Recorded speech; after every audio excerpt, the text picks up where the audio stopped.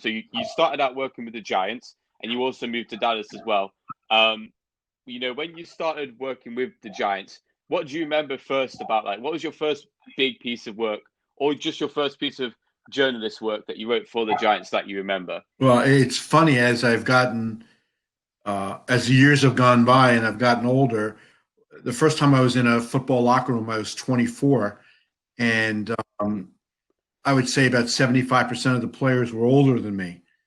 And then as I got older and continued covering, I became as old as most of the players, and then I became older than the players, but still younger than the coaches. And now, I'm the same age as the coaches, or older than some of the coaches, and I've written about some of the players who I covered initially. I've been writing about their kids who've made it to the NFL. So it's funny how that's evolved. My first big story that I can remember was the one that really stands out. Right. In 1981, when the Giants were getting ready to draft Lawrence Taylor and pay him a bunch of money, some of the veterans on the Giants defense, and the Giants weren't very good in those days. Some of the veterans who actually were decent players expressed to me unhappiness about how much money the Giants were going to pay Lawrence Taylor compared to what they were making. And they had threatened, and it sounds funny now to think about it, but they had threatened a boycott of training camp if the Giants paid Taylor all that money and then didn't adjust their own contract. And there were some pretty prominent players on the team that told me that.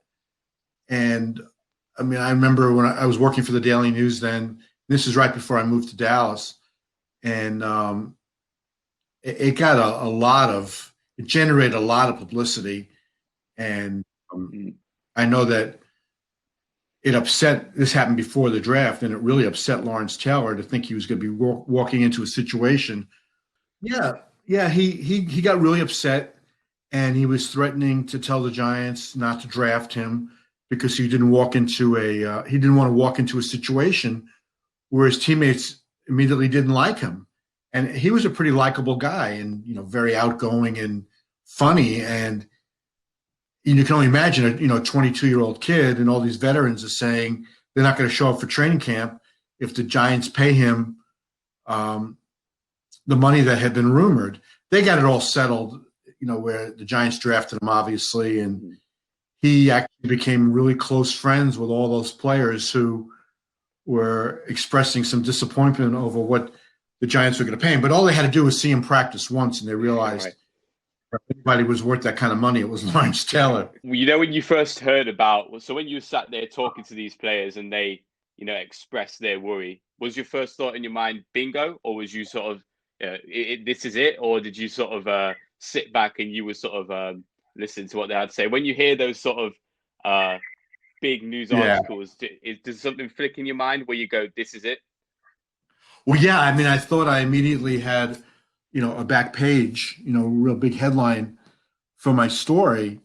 But at the same time, I'm thinking, are these guys nuts? The Giants hadn't made the playoffs since 1963. This was 1981. Most of them were just really average players, as you can imagine, because the Giants had a losing record. And I'm thinking, why would they even say something like this? Because the Giants are going to say, okay, fine, you don't want to be here, we'll see you later. But that was the way I looked at it. But as a journalist, I'm thinking, this is a great story. And now after the first player told me, I talked to 3 or 4 other guys who all confirmed that, they had discussions about this and they were serious. So for a person in my position, you dream of stories like this, that you want stories that would get all this attention. But, I applied my same journalistic principles to it that I do all the time. And I just didn't take one person's word for it. I had to make sure it just wasn't one guy who was upset, that it was actually a feeling that was throughout the team. So again, once I talked to 3 or 4 other players and realized, guys had actually sat down and talked about this, I knew it was a real story. Now, I never thought it was going to happen, but that wasn't the issue. The issue was that these guys actually sat and talked about doing this, and that's what made it a big story.